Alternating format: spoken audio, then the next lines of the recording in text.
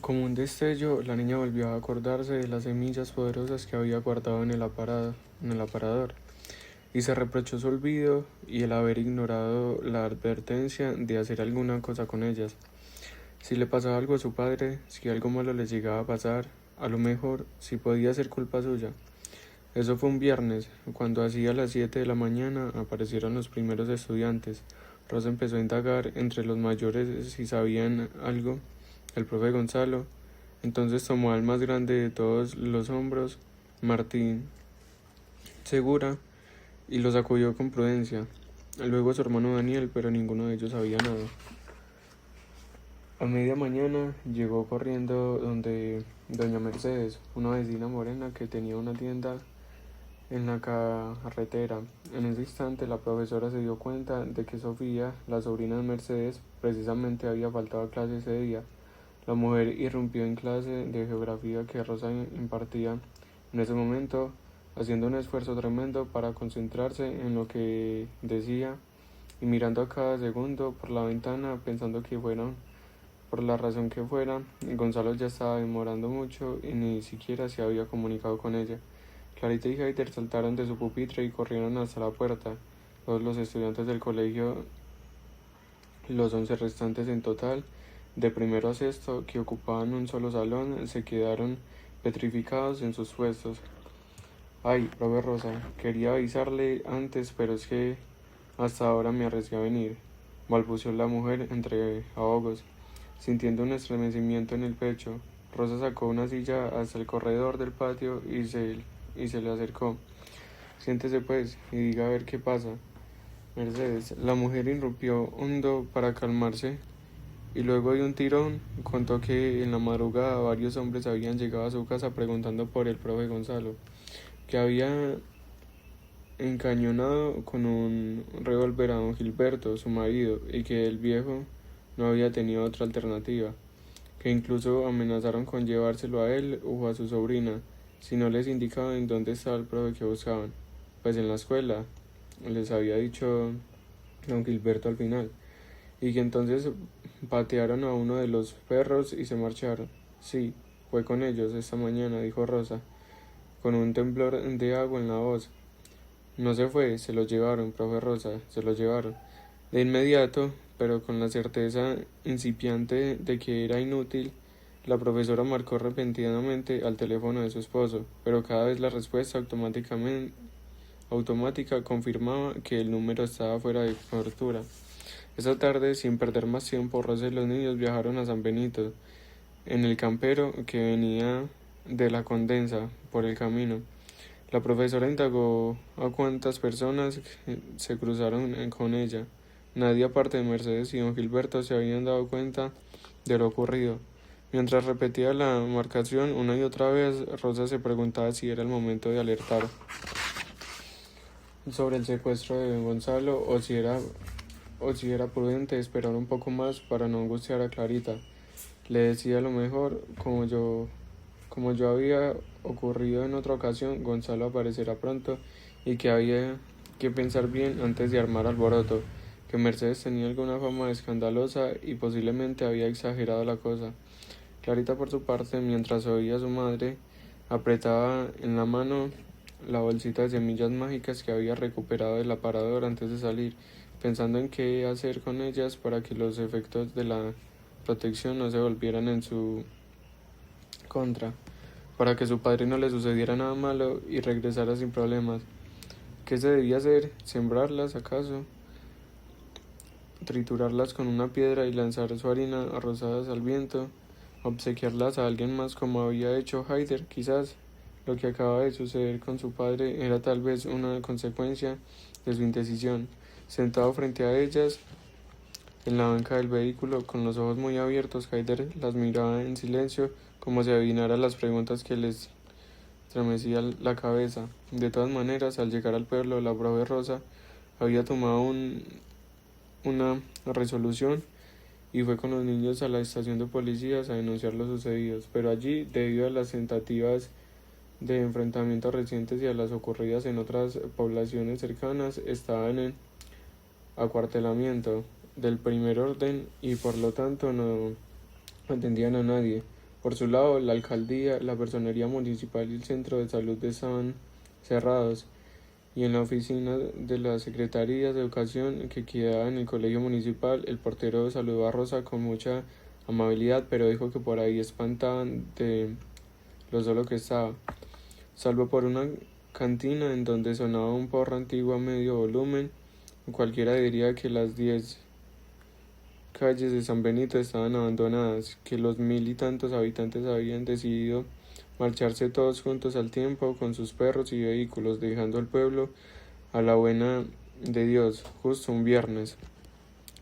Jalando a los niños de la mano, Rosa pasó por la casa de su hermana, Amelia, que estaba abriendo el taller de costura, y en su compañía, a paso urgente, fueron hasta la casa parroquial a media cuadra de la plaza, en donde el padre Ricardo les abrió la puerta. Si esto pasa después de firmar los acuerdos, imagínate, padre, ¿qué se puede esperar? Exclamó Rosa después de ponerlos al tanto de lo sucedido. Tranquila, profesora, que a lo mejor no es para preocuparse, repuso el padre Ricardo, con una sonrisa de confortación, pero con la preocupación ya instalada en su cara rosada. A lo mejor el profesor aparece más tardecito por la casa y usted angustiándose por nada. Puede ser, padre, pero ¿y si no es así? Una vecina dijo que venían buscando la mala intención y yo no sé, pero a estas alturas Gonzalo habría intentado comunicarse conmigo. Y nada, ya han pasado más de 8 horas y nada. ¿No habrá podido llamarla todavía, Rosa? ¿Será? Pero, ¿y si fue que de verdad se lo llevaron a la fuerza? Porque habrá sido. ¿Qué cosa pueden querer de él? Con expectación, Clarita miraba el rostro sonrojado del cura, como si con el solo gesto que se reflejaba en él fuera capaz de resolver esas preguntas y todas las demás que se confundían en sus cerebros como un solo caldo. Pero el rostro del padre Ricardo permanecía mudo. Luego, mientras observaba la taza humeante de hierbas aromáticas que su madre sostenía en la mano, temblando y con riesgo de derramarse, en la memoria de Clarita apareció de nuevo la imagen de las semillas rojas que conservaba en el bolsillo. Sin tocarlas, sintió allí su dureza dormida. Pero en preguntarle al cura Pensó en preguntarle al cura si aquello de la protección mágica era posible, si de pronto él sabía algo acerca de aquel árbol del río, si tal vez sabía que se debía hacer algo con sus semillas rojas, pero al cabo, pero al cabo se dijo que quizás, si Haider decía la verdad, lo más apropiado era hablar con el árbol mismo al respecto, porque la magia a lo mejor no tiene mucho que ver con la religión, y además, dadas las circunstancias, ni el cura ni nadie iba a tomar en serio sus preguntas. Tranquila, profesora, repitió el cura, y luego de pensar unos segundos agregó con aire más seguro que si algo le pasara al profe Gonzalo, lo llevamos hasta la mesa de verificación. El padre Ricardo se refería a lo que en las noticias llamaban la mesa de verificación de los acuerdos, en la que concurrían representantes del gobierno y de los alzados en armas, junto a funcionarios de los países garantes, para hacer cumplir los acuerdos convenidos desde hacía algunos meses, luego de los diálogos que habían durado más de 3 años. Del padre Ricardo, un hombre joven, todavía bajo, corpulento y con cara de infante, se conocía bien su espíritu mediador y con frecuencias en la homilia de los domingos aludía a los contendientes desde el altar mismo para que cesaran en su actitud guerrera, para que apaciguaran el ánimo y silenciaran las armas, y exhortaba cada vez a los habitantes para que no albergaran sentimientos de vergüenza alguna, para que abrieran los ojos y los corazones. Por eso se entendían bien con el profe Gonzalo, e incluso en una ocasión habían organizado juntos un partido de fútbol en la cancha nueva con algunos insurgentes, y los policías y los soldados del pueblo para acercarlos. Y el sacerdote persistía en su actitud a pensar de los disparos que de tanto en cuando estallaban contra la casa cural en medio de la noche o de los mensajes de muerte que le pintaban en la fachada de la iglesia. También se decía de él que tenía un hermano que era boxeador en Sabana Grande. ¿Y eso de qué sirve, padre? Yo no creo que si fuera el caso, allá nos vayan a poner atención, allá entienden otras cosas. Lo que necesito saber es si de verdad se llevaron a Gonzalo, en dónde está, quiénes se lo llevaron, por qué se lo llevaron. Lo que queremos es que no le vayan a hacer daño, que le respeten la vida, padre. Tranquila, Rosa, a lo mejor no le pasa nada, en este momento todos se tienen que andar con mucho cuidado, eso es lo que han prometido, y hay que esperar que así sea. Yo no creo que vayan a cometer una imprudencia a estas alturas, más bien, vaya descanse y espere a que el profesor la llame. En cualquier momento aparece, le aseguro. Esperando algunas noticias de Gonzalo, esa noche la profesora y los niños se quedaron donde la tía Amelia. ¿Será que lo secuestraron a Amelia? ¿Por qué se lo habrán llevado? ¿En qué guerra es ¿Qué querrá esa gente? ¿Quiénes se los habrán llevado? Ah, yo no sé, se preguntaba otra vez Rosa, y otra vez se respondía lo mismo. No había probado un solo bocado de las tajadas de plátano frito ni del filete asado que tenía en el plato, y continuaba. Será un secuestro, y si lo que quieren es plata, pero si nosotros no tenemos nada, eso todo, eso todo el mundo lo sabe.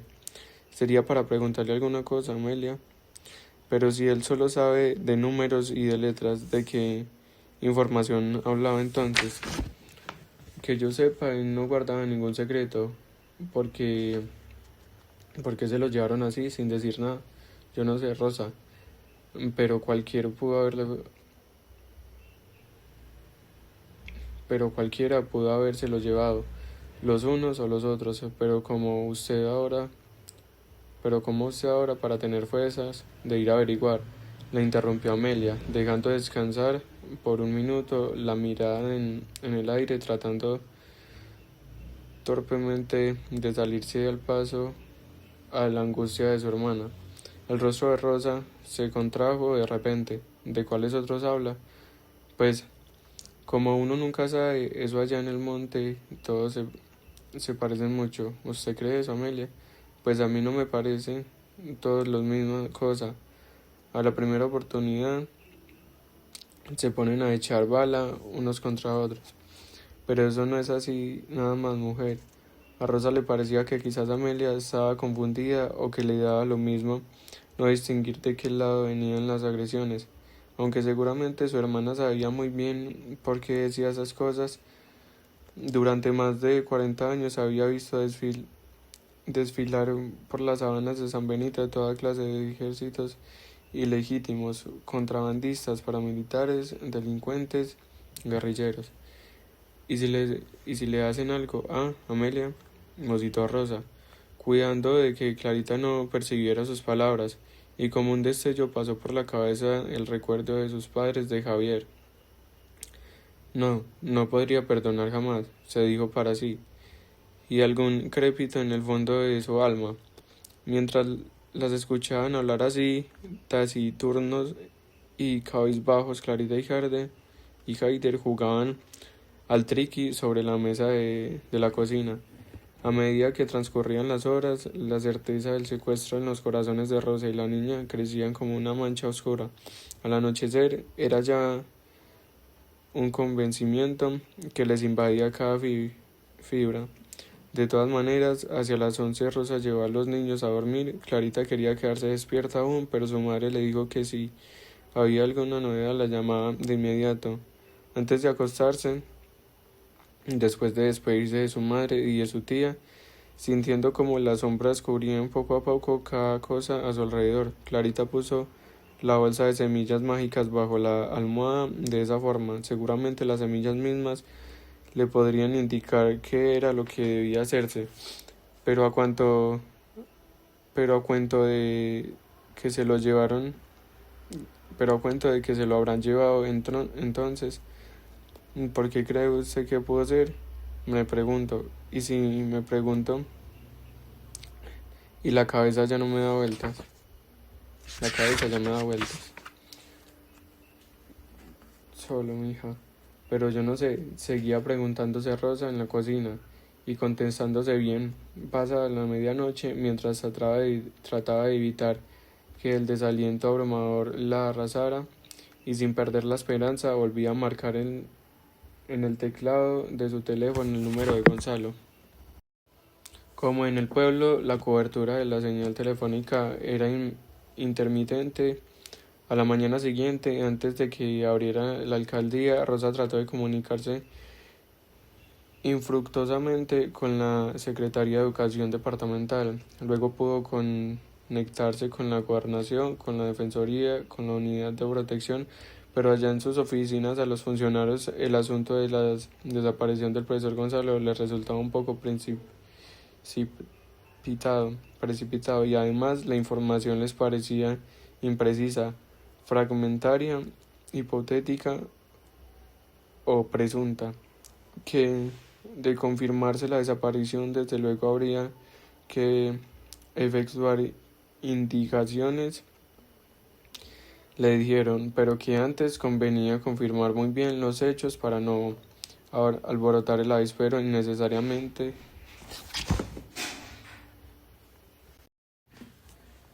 En esta coyuntura tan delicada en la que había que respaldar el acuerdo de tregua, que lo primero sería, por supuesto, poner el denuncio ante la autoridad competente y remitir las pruebas.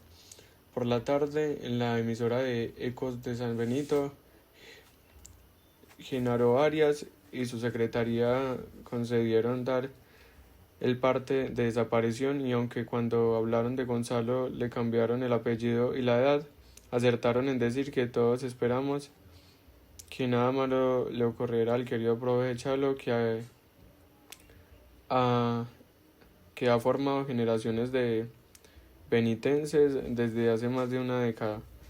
Al escucharlo por primera vez Rosa y Clarita repitieron en sus cabezas con un horror inevitable la palabra desaparecido. Genaro dijo que emitiría el mensaje ese día y el siguiente, al menos cada hora. Incluso lo repitió durante todo el fin de semana, claro que sin hacer las correcciones necesarias, e insistió en invitar a que alguien se comunicara con la emisora si tenía alguna información sobre el paradero de Gonzalo, pero los teléfonos de la emisora permanecieron en silencio.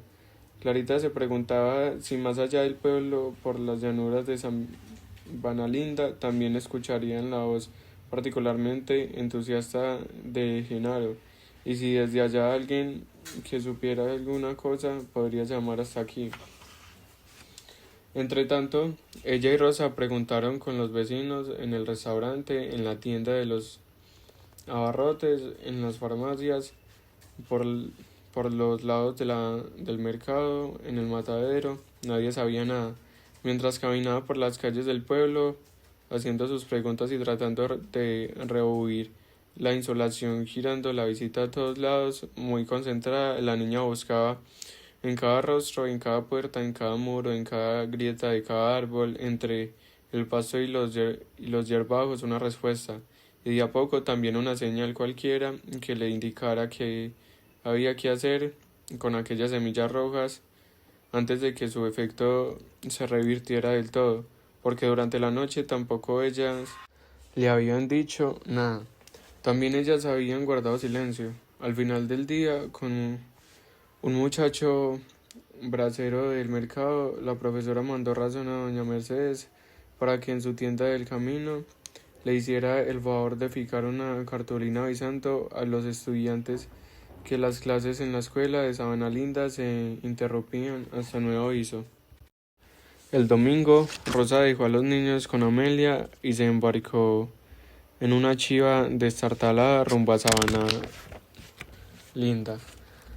Al llegar, la soledad de la casa de la escuela le confirmó a Rosa sus peores temores.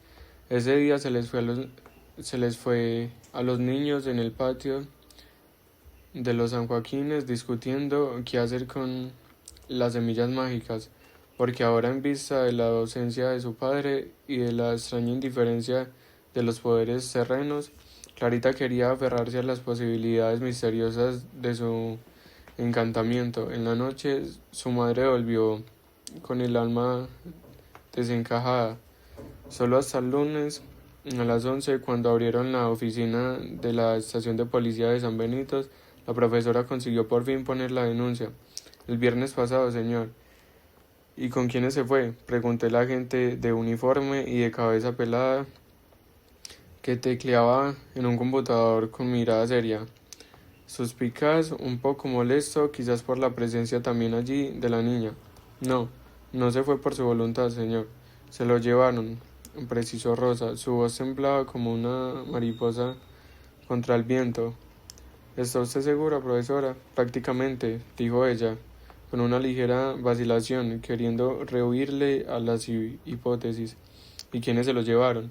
Pues unos muchachos armados, me imagino yo, eso dijeron unos vecinos a los que les preguntaron por él.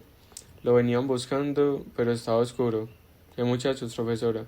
Rosas hizo la misma pregunta antes de responder. Bueno, no exactamente. El agente le clavó la mirada. ¿Y ya se había comunicado con usted? ¿Qué quiere decir, agente? Por un rescate, digo, alguna exigencia, un, un chantaje. No, señor, nada. Ni una pista. Rosas, inquirió el agente observando ahora el documento de identidad de la profesora sobre el escritorio. Sí, sí, señor. Rosas. Rosas 2 veces, sí, así exactamente.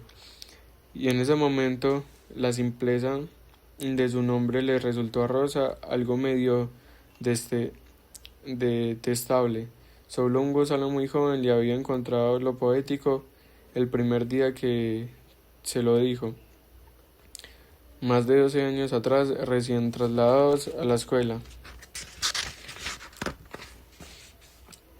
Clarita, que permanecía aferrada al abrazo de su madre, la vio apretar los labios haciendo un esfuerzo aturdida de pronto y se adelantó a aclarar por ella transmitiendo una lección. No es que esté repetido, es que son dos palabras diferentes. Una es nombre y la otra es el apellido. Aunque suenen casi igual, explicó la niña, un poco entre dientes, forzando una sonrisa. La gente las observó a las dos con calma, como queriendo asegurarse de que no le tomaban del pelo. Luego pensó en lo que acaba de escuchar y repitió mientras se clavaba el computador. Bien, profesora Rosas. Bueno, pues ya está. Por el momento lo podemos en la lista y vamos a notificar a la comandancia inmediata y a las unidades militares de la zona. Y entonces, pues esperar, profesora. ¿Cómo está la situación por ahora? Nada más se puede hacer. Claro que entre más información nos suministre, mejor se puede avanzar. Solo esperar, intervino de nuevo Clarita, principalmente con voz tenue, con una voz tenue y delgadita. Atemorizada mientras pasaba mentalmente la información, en la madrugada del viernes, unos muchachos hablaron con él. Allá afuera, en el zaguán, dijo que no tardaba y se puso su camisa preferida para ir con ellos. Pero además su nombre es Gonzalo Valle, tiene 37 años, es el profesor de español y de matemáticas de la Escuela Veredal de San Ana Linda y es mi papá. ¿No es suficiente? Sí, esperar. Le dirigió la palabra a la gente, modificando apenas la entonación de la voz, sin sonreír, y luego con tono casi de reproche agregó: además hay que presentar mejor información. En sus cabezas ni Rosa ni Clarita querían aventurarse a precisar qué había sucedido con Gonzalo. Desde esa mañana era algo que no se atrevían a precisar porque no querían suponer una desgracia, porque tampoco sabían bien qué había ocurrido esa madrugada allá afuera, en el zaguán, esa madrugada azul en los que los perros no ladraban porque ellas ignoraban quiénes se habían llevado a Gonzalo y qué rumbo tomaron con él hacia que el lugar de las sábanas y el valle o del río se habían ido con él. Tampoco sabían por qué se lo habían llevado en realidad. Era solo un silencio hondo y doloroso que crecía. Apenas conseguían imaginar a Gonzalo envuelto en una especie de nebulosa suspendida en la nada, pensando en ellas, esperándolas en algún sitio cercano, tal vez llamándolas, cartas en su libreta, escribiéndoles cartas en su libreta de pétalos blancos y rosados, componiéndoles poemas. Pero esa información no servía, no era útil. Afuera de la estación las aguardaba Haide, en compañía de su tía Amelia, abanicándose cada uno con una palma seca y con un boli decoroso en la mano. Al dejar, al dejar el edificio y cruzar la pieza, se encontraron justamente con el alcalde de San Benito, que salía apresuradamente de la oficina pública, un hombre, un grueso de piel aceitunada de mediana edad, con un bigote espeso y algo cano, que siempre vestía de camisa a cuadros y pantalón de drill. Iba de apuro, llevando un par de maletas pequeñas colgadas al hombro y 3 cajas de archivos atajadas con cuerdas. Amelia, que lo conocía bien, le salió al paso y de inmediato lo puso al tanto de la situación de Rosa, del profesor Gonzalo. El alcalde se acercó y la saludó primero con gran efusividad, igual que si fueran personas de su familia. Luego depositó la carga en el suelo y prácticamente abrazó a las mujeres con aire contrito. Lamentable, lamentable lo del profe Chalo, querida profesora. Pero vaya usted ya mismo a la alcaldía que yo la hago atender enseguida. Algo resolvemos, usted no se preocupe, lo importante es tener los datos completos y toda la información que se pueda. Pero no se afane usted tanto, profesora, porque ya sabe la buena noticia, ¿no? Rosa no alcanzó a negar o a sentir, y Clarita abrió los ojos con una esperanza insistada que se desmoronó al segundo, porque el hombre continuó sin dar respiro. A Sabana Linda le han nombrado zona de normalización. Eso quiere decir que se nos arreglará la vida, todo cierto. Al menos eso espero yo, pero no se desanime, señora. Que yo le garantizo que aquí se acabaron los problemas. Acérquese ahora, lueguito por allá, por mi oficina y le atendemos de inmediato. ¿Le parece? Con toda confianza. Profesora, de verdad que para eso estamos. Dicho esto, y sin que prácticamente la profesora o su hija hubieran pronunciado palabra, el hombre cargó de nuevo con sus maletas y las cajas. A pocos metros de las mujeres se trepó en una camioneta gris de placa oficial, donde le ayudaron a acomodar las cosas. Las denominadas zonas de transición y normalización eran lugares en donde por decreto presidencial se convertirían los grupos de insurgentes presuntos a dejar las armas, así como representantes de las Naciones Unidas para verificar la desmovilización y miembros de las fuerzas militares para garantizar la seguridad. Por el camino a la alcaldía, mientras seguían el paso firme de Rosa, Clarita se acercó a Haider y le propuso: Haider, ¿usted cree que el árbol de las pepas rojas sigue allá, cierto? ¿El árbol? El de las pepas rojas de las mágicas, ¿se acuerda? Ah, claro, allá sigue, ¿por qué? ¿Y usted sí cree que esas pepas de árbol tienen muchos poderes? Pues yo creo que sí, eso dijo él, ¿por qué? ¿Y le parece que podemos ir a buscarlo? ¿Para qué? ¿Para que nos diga qué hacer? Bueno, algo así, tal vez. Ese no lo va a hacer el árbol, eso nos toca a nosotros averiguarlo. Cuando volvamos la llevo, si quieren. Sí, si quiero. Entraron en la alcaldía hasta después de mediodía, pero no había rastro alguno del alcalde. Un hombre que acomodaba unas sillas contra la pared les dijo que el funcionario no vendría sino hasta el fin de semana siguiente, que prácticamente el doctor ahora despachaba desde la alcaldía de la Condensa por seguridad, explicó el hombre. Unos minutos más tarde, las manos de la secretaria, que verificaba los datos de la denuncia, se detuvieron por un instante en el aire y sus ojos miraron con atención el formato que había llenado Rosa. La profesora y su hija estaban sentadas bajo un ventilador enorme que traqueteaba en el techo alto. El escritorio era amplio y limpio, y las sillas como cómodas y nuevas. Unos pasos atrás, Amelie y Haider se acomodaron con discreción, diga. Desde afuera llegaban los gritos de las garzas y el chillido de los pericos enredados, con las risas de unos niños que jugaban fútbol en la plaza. Con seguridad, el día era más fresco allá afuera que ahí dentro. Rosas, repasó la funcionaria comprobando si había alguna equivocación, pero Rosa se obtuvo de aclarar su nombre una vez más. Luego los ojos de la secretaria se fueron abriendo de poco a poco, sorprendidos. Aquí dice que usted y su esposo son profes de Sabana Linda desde hace varios años y que el viernes pasado su esposo fue, pero no, que de todos modos quiere. Su esposo fue, pero que de todos modos quiere. Sí, así es, concedió Rosa, interrumpiéndola. Y entonces la mujer lo miró por entre el borde de los anteojos y el filo de la pantalla de su computador con incredulidad confundida, como pidiendo una explicación.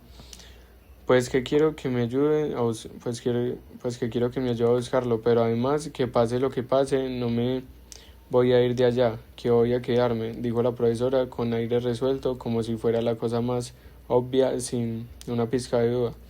Usted debe saber que de todas formas allá las cosas van a cambiar mucho, que a la vereda de Sabana Linda le han declarado una zona transitoria. Le precisó la funcionaria sin quitarle la mirada examinando su reacción. Lo sé, afirmó Rosa, sosteniéndole los ojos. Por eso mismo es que nos quedamos y por eso es que estamos aquí con usted, porque quiero que quede constancia, porque quiero averiguar más sobre mi caso, pero también porque quiero ver en qué se puede ayudar, qué se puede hacer allá, cómo se puede mejorar eso. Al fin de cuentas, se dijo Clarita, para sí mientras atestiguaba la resolución de su madre y como recordando algo, escuchando en voz de su padre, si no nos fuimos antes, menos lo vamos a hacer ahora, ¿no es obvio, acaso? ¿Estás segura de lo que hace el profe? Dijo la mujer por último, sacándose los anteojos y clavando la mirada en la cara de Rosa como calculando qué tan loca estaba. Completamente segura, respondió ella sin pestañear, pero a lo mejor esa gente fue la que a su esposo. Solo hasta ese momento intervino Amelia, que estaba sentada atrás de su hermana. Ella sabe bien lo que quiere, Mireya. Por su parte, Rosa no pronunció más palabras, permaneció inmóvil como si no estuviera escuchando y como si aquella funcionaria le hablara a otra persona. Si conociera a su madre, pensó Clarita, esta señora sabría que es más fácil hacer girar el mundo hacia otro lado que cambiarle una idea que se le ha clavado en la cabeza. La mujer no agregó nada más, entonces se fijó en Clarita y la niña y la niña es su hija, ¿cierto? Rosa movió la cabeza sintiéndolo. De Gonzalo y mía. ¿Y se va a quedar con usted allá en la casa? Nosotras vamos juntas a todos lados, respondió la profesora, casi altanera con orgullo. Vamos y venimos, juntas siempre, incluso ahora, ¿cierto, Clarita? La niña también asintió reafirmando su respuesta, también orgullosa. El aire decidido de Rosa y sus palabras tajantes acabaron por convencer a la mujer de que, pese a la situación de su esposo Gonzalo, su intención no era abandonar su puesto de profesora en la escuela de Sabana Linda, aunque ahora tuvieran que encarar a sus posibles verdugos. Antes de salir, mientras guardaba el formato en una carpeta azul, todavía la secretaria las miró con inquietud y dijo: "Usted sabe que a esa usted sabe que a esa enfrenta, usted sabe a qué se enfrenta, profe, pero no de todas formas, pero de todas formas, gracias. No creo que nadie hubiera querido hacerse cargo de esa vacante". Y luego, apenas despidiéndose con una sonrisa artificiosa, todas salieron relucientes de la, al sol reluciente de la media mañana, que aplastaba las sombras con fiereza sobre las losas de la plaza. A esa hora, debajo de los almendros del otro lado, varios camiones descargaban mercancía en un puesto provisional, y de dos camperos que recién habían llegado de la Condensa se apiaban varios periodistas con sus equipos de transmisión y algunos funcionarios públicos cargados de maletas y documentos en las manos.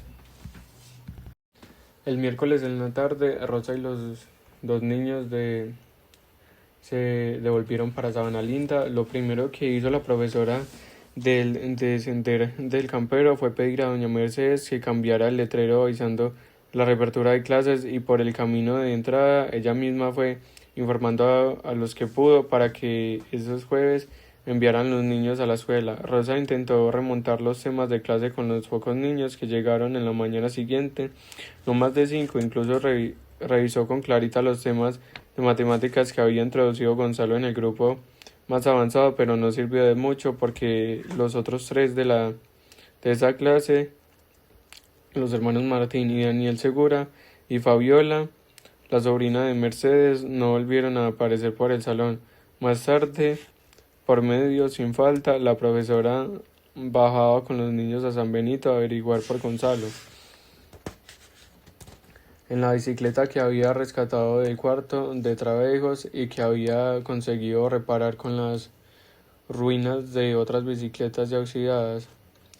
Aunque no era muy segura y con la vibración sobre el Aunque no era muy segura y con la vibración sobre el cascajo, parecía que de nuevo iba a colapsar de los neumáticos. La bicicleta les dio la mano para evitarse la espera de la chiva diaria o de los camperos que pasaban por la carretera cada 2 o 3 horas.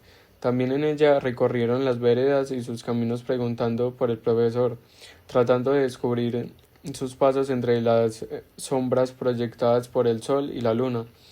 En general, por Sabana Linda llueve poco y el calor abraza, pero como cosa extraña, durante esos días cayeron algunas lluvias abundantes y en consecuencia el río estaba algo crecido y la tierra resbalosa. Es por la única de las 4 veredas de San Benito por donde corre un río más o menos grande de sirenal, que cuando crece arrastra unas piedras gigantes que en una ocasión se había llevado a un jinete con su caballo y en otra había golpeado fatalmente a un bañista desprevenido.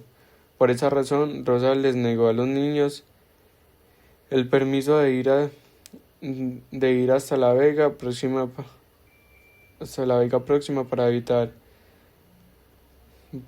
problemas, al menos hasta que se sacaran la tierra y los pastos. Para evitar accidentes, las visitas al pueblo en la bicicleta les hacía ella sola. Por su lado, en medio de la zozobra, Clarita seguía preguntando en el árbol de las semillas mágicas y de si era prudente contarle a su madre sobre aquello, pues a lo mejor solo eran inventos de Hayter y en la situación presente eso podía resultar una tontería importuna, o tal vez no. Una noche, mientras afuera amainaba otra llovizna fresca y Hayter estaba en el zaguán mirándola caer, Rosa y Clarita se sentaron en el comedor a compartir una arepa de maíz pelado que les había mandado tía Amelia con el jornalero de una finca próxima. Mientras saboreaban los trocitos, la niña soltó un suspiro lastimado. Ya no quiero que estemos solas, mamá.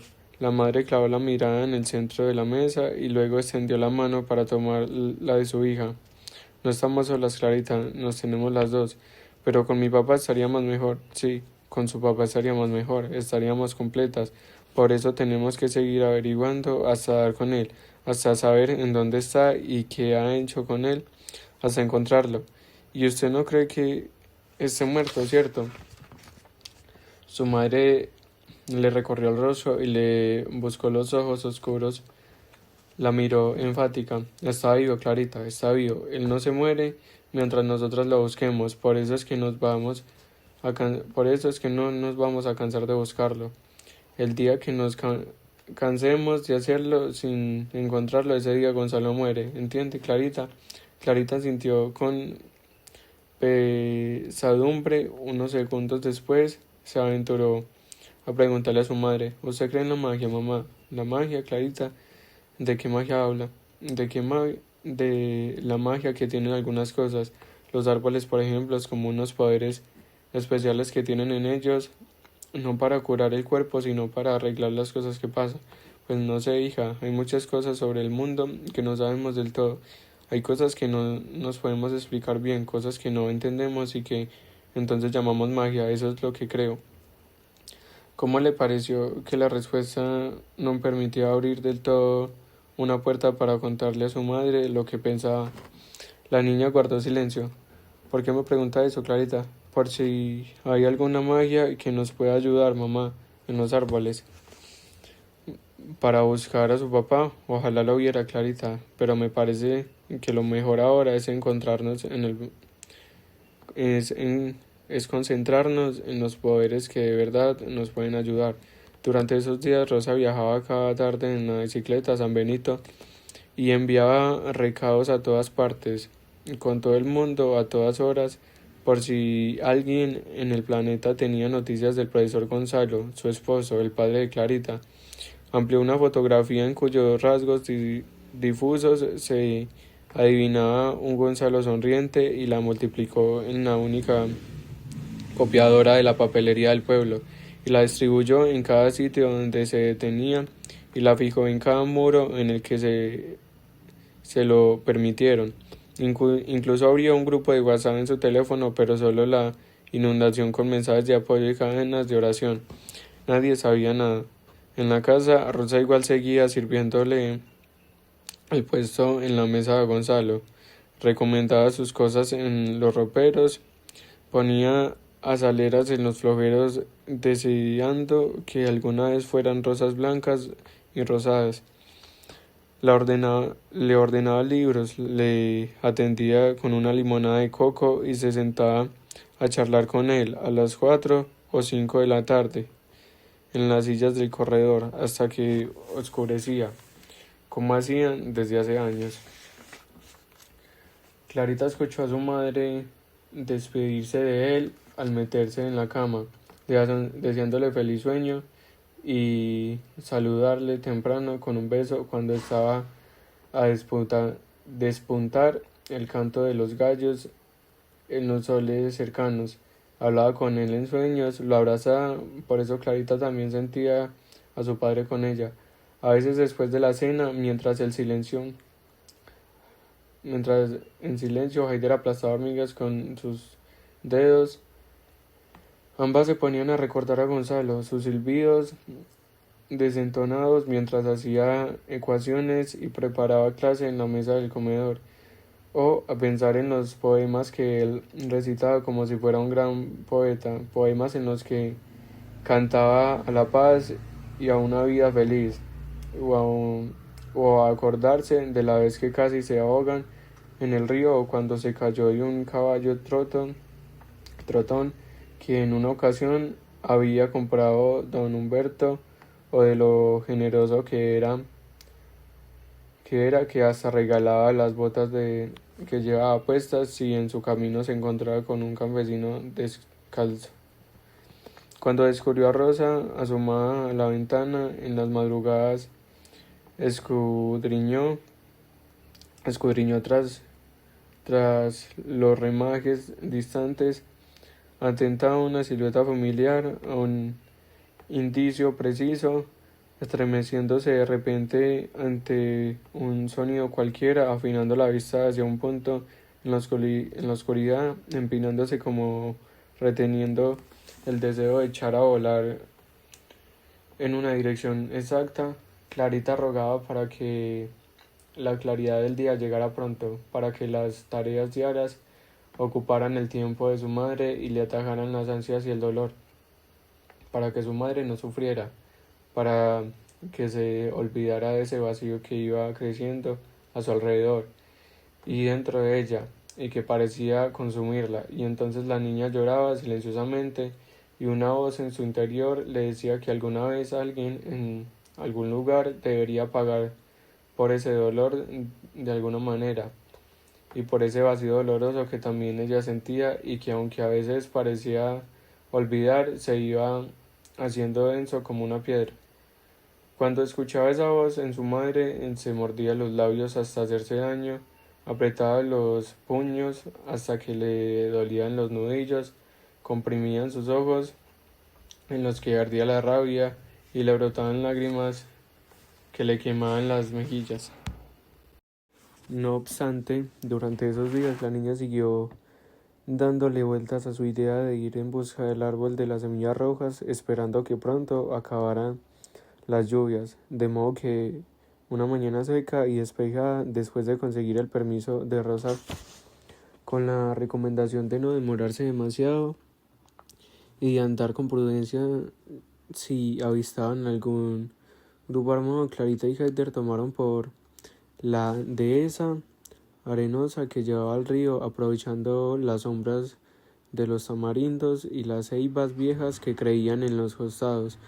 Pronto, a la distancia, el niño le señaló a Clarita la copa de un árbol que disputaba sobre las otras. A ella le pareció que jamás había notado antes ese ramaje de hojas enormes y muy verdes descollojando sobre el paisaje, que algo tenía de caracolí y de almendro, y que de pronto, pese a la extrañeza, le pareció familiar.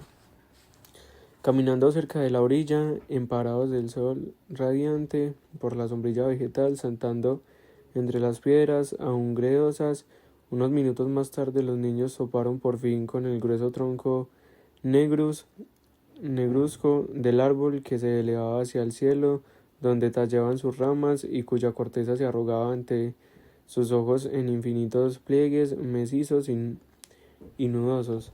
Allá arriba, salpicadas de sol, miles de semillas rojas se asomaban desde pequeñas vainas pardas, arracimadas en cada rama grande y pequeñas del árbol, como extrañas flores de un tiempo muy antiguo. En el suelo, de igual forma, un tapaje rojizo se internaba en las aguas tornasoladas del río, cuyo rumor parecía haberse mestizado de silencio. Una vez más, a Clarita le costó creer que ese árbol siempre hubiera estado allí, y que allá jamás había notado su presencia. Heider dejó que la niña avanzara algo más y se mantuvo a cierta distancia, expectante de lo que su amiga iba a hacer.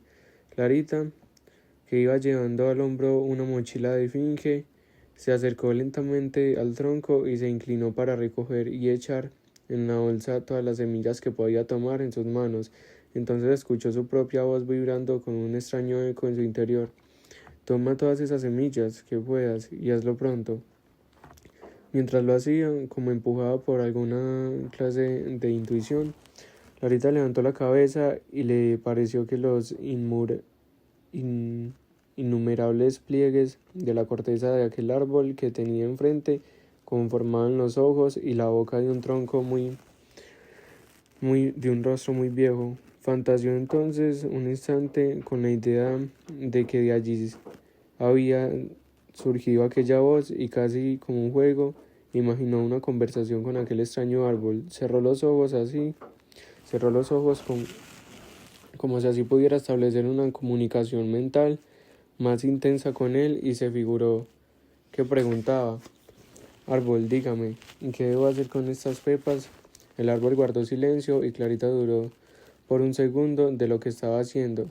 Se sentía absurda e infantil, pero luego imploró: por favor, quiero saber qué hacer para proteger a mi padre y a mi madre y a Haider y a todo el mundo, con el poder de sus semillas, por favor. Y entonces le pareció percibir una voz que vibraba en sus oídos: entender su poder, extender su protección como se hizo en el pasado. ¿Qué quiere decir, algo? ¿Qué quiere decir? Pero el árbol no pronunció palabra. Cuando Clarita abrió los ojos, nada pareció indicarle que allí, entre las gruesas grietas de la corteza, hacía unos instantes había descubierto un rostro.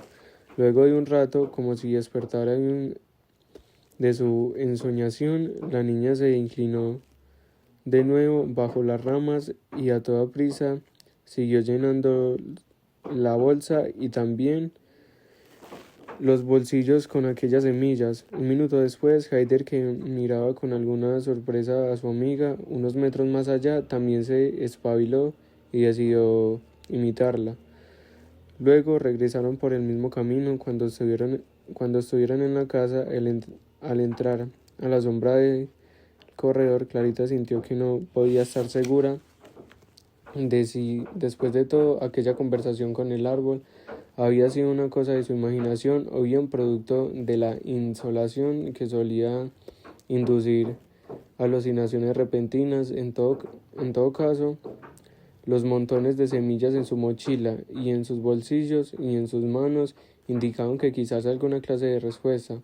Como fuera, la verdad era que su desconcierto se había acrecentado todavía más. Durante algunos días, Clarita pareció olvidarse del resto del mundo, y entonces cuando Haider la veía absorta, observando las montañas lejanas, o la escuchaba llorando muy bajito mientras miraba los libros de su padre, o cuando un problema de matemáticas se le dificultaba y no tenía a quien pedirle la explicación, trataba de animarla con alguno de sus regalos, que escasamente ella miraba, a lo invitaba o la invitaba a jugar. ¿Quiere que juguemos a inventar cosas, Clarita?, le decía al niño. ¿Quiere una adivinanza? Aquí no sabe esta que me enseñó el profe. ¿Quiere que le diga la respuesta? Es fácil. O si prefiere, jugamos a la lleva, Clarita, o a las escondidas. Y al ver que Haider hacía un esfuerzo para animarla, por animarse él también, Clarita se acercaba a los ojos llorosos y trataba de jugar, con desgano, pero en el primer rincón en el que se ocultaba se quedaba por horas recordando a su padre. Imaginaba que él venía por la orilla del río buscando el vallado para subir hasta la casa, suponiendo que solo estaba perdido en el monte y que ya subía por el barbecho y estaba a punto de aparecer en la puerta de la casa para pedirle a Rosa un vaso de limonada de coco, o que ya estaba en la casa y que a lo mejor en ese momento dormía en su cama de lo cansado que había llegado de caminar tanto en la oscuridad. Entonces la niña corrió hasta el cuarto a toda prisa y al traspasar el umbral se estrellaba con el peso amargo del silencio, con el abismo creciente de la ausencia de Gonzalo. En ocasiones se concentraban con mucha fuerza y entonces veía aparecer en su mente el rostro de su padre, su sonrisa grande enmarcada en su pequeña chivera, sus rizos sueltos y sus ojos chispeantes. Escuchaba su voz pausada y cadenciosa, como si siempre estuviera dando consejos, como siempre recitara un poema que hablaba sobre la paz. La niña se concentraba, pero a veces no podía recordarlo. Una nebulosa se interponía sobre sus facciones y entonces, desbordada de angustia, Clarita se asomaba a la pantalla quebrada del teléfono de su madre y repasaba las pocas imágenes que habían quedado de él cuando participó en una junta de la comunidad allá en San Benito o cuando jugó un partido de fútbol en el que había intervenido soldados y alzados en armas juntos. O corría hasta el aparador del comedor y sacaba las fotos viejas que Rosa guardaba en una caja metálica de galletas, esas fotos en las que Gonzalo siempre aparecía rodeado de gente feliz con su sonrisa enorme. Fue mirando esas fotografías que un día se le vino a Clarita una suerte de revelación imperativa en la cabeza. Ya lo tenía, como no se le había ocurrido antes. Lo que había que hacer con aquellas semillas mágicas era repartirlas entre toda la gente posible para que a su vez la magia y sus poderes protectores le alcanzaran a todos, siempre para que a todo el mundo las cosas le salieran bien. Y fue observando un hermoso collar de caracoles que su madre lucía sobre su cuello delgado en una de aquellas fotos que la niña supo cómo iba a repartir las semillas. Una tarde, mientras la profesora conversaba a solas con el recuerdo de Gonzalo, en el zaguán y Clarita y Haider la miraban desde el comedor, Rosa se levantó de repente y corrió al encuentro de una fila de hombres armados que se movían entre un platanal situado detrás de la escala. Los percibió bajo reojo y salió a toda prisa con el vaso de limonada fría todavía en la mano. Los niños la vieron internarse ágilmente entre los tallos verdes, pero unos minutos después escucharon una detonación, el eco de un disparo más allá de las copas aleteantes de los plátanos, y el corazón se les paralizó durante unos instantes. No supieron qué hacer, iban a echar a correr en busca de Rosa, pero entonces la vieron regresar oyéndose paso entre las hojas con la cabeza baja, caminando con gran lentitud, como vencida, con el vaso de limonada vacío. Solo fue un disparo al aire para intimidar, dijo Rosa cuando Clarita corrió a abrazarla. Que ellos no saben nada, dicen, que ellos nada tuvieron que ver, que no saben ni de quién les hablo. Mentira. Rosa habló como para así o como para el viento seco que a esa hora levantaba del suelo pequeños remolinos de polvo rojo. Esa noche misma, antes de irse a la cama, Clarita, alrededor del cuello de su madre, un pequeño collar.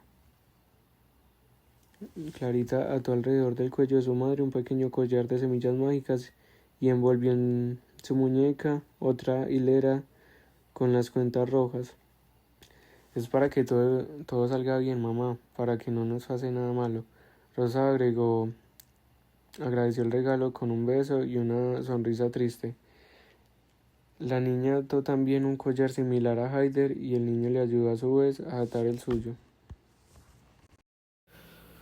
Una mañana temprano, apenas despuntaban los gritos de los gallos en la sabana y el calor crecía, Rosa y Clarita se dieron cuenta de que Haider no había amanecido en su cama, y al comprobar su ausencia en la casa lo buscaron afuera por todas partes. Empezaron a llamarlos por su nombre con una entonación suave como si buscaran un pajarito. Pero luego salieron a la huerta y a los potreros y al bosque gritando su nombre con todas las fuerzas, sin importarles quién estuviera acechando. Al rato, del otro lado de la cerca apareció una mujer bajita, de vestido camuflado y ojos chinos, trayendo al niño agarrado por el cuello de la camisa. Haider se veía ofuscado y lloroso, en sus mejillas perleaban lágrimas de rabia. Díganle al muchachito este que no se vuelva a meter a esa finca porque a la próxima no respondemos, dijo la mujer con altanería y lo arrojó al suelo a los pies de Rosa. Pero no lo maltrate así, que apenas es un niño. Se le encaró Rosa a la mujer aquella. Ya le advertí, profesora, que es mejor que el pelado no se meta en esa tierra porque se puede ganar un tiro. Y diciendo esto, la mujer dio media vuelta y se perdió entre la maleza alta, más allá de la cerca de púas que había trozado antes. Rosa no tuvo ni tiempo siquiera de preguntarle por Gonzalo, aunque sabía bien que como en la ocasión anterior tampoco en esta iba a conseguir ninguna respuesta. Esa finca es mía, dijo entonces Haider, furioso, rechinchado los dientes y apretado en su caminito de collar de semillas mágicas que Clarita le había puesto una noche atrás. Bueno, digamos que ahora se las prestas por un tiempo para que siembren lo que quieran, ¿cierto? Usted ya sabe que es lo que siembran ellos, mamá, exclamó Clarita, con una especie de rabia, que no sabía, que no sabía, que no sabía hacia quién dirigir sin explicarse ella misma por qué se había dicho aquello ni por qué quería decir exactamente. Luego miró a Haider y le soltó con un aire de reproche. Estas pepas mágicas protegen, pero no le dan poder de hacerse invisible, Haider. No son para eso. No se bobo. Y se fue para la cocina a servirse el desayuno de esa mañana. 3 días después, trajeron de nuevo a Haider, amarrado con una soga en la cintura y en el cuello, como si fuera un mono prisionero. Esta vez 2 hombres jóvenes vestidos de civil, pero con fusiles terciados, lo empujaban. Haider cayó al suelo, pero se levantó inmediato. Ya le dijimos, doña, o se lleva este muchachito de aquí, o mañana le levantamos la escuela a tiros. Pero no se altere, comandante, que ese niño ha sufrido mucho, le dijo Rosa, con ganas de bajarle tensión a la situación, buscándole el diálogo. Aquí todos nos ha tocado sufrir, señora, repuso uno de ellos tajantes. Por eso, entonces no aumentemos la pena. Pues si no quiere aumentar la pena, saque a ese niño de aquí. Pero a lo mejor no lo vuelve a hacer. Por eso mismo, dijo el otro hombre con ojos rasgados y piel sudorosa. Para asegurarnos es mejor que se vaya todos de aquí y entre más pronto mejor. Mejor dicho, entre hoy y mañana. Pero oiga, no que dialogaron para que esto se acabe, no que ya pusieron un punto final a los acuerdos y firmaron la tregua.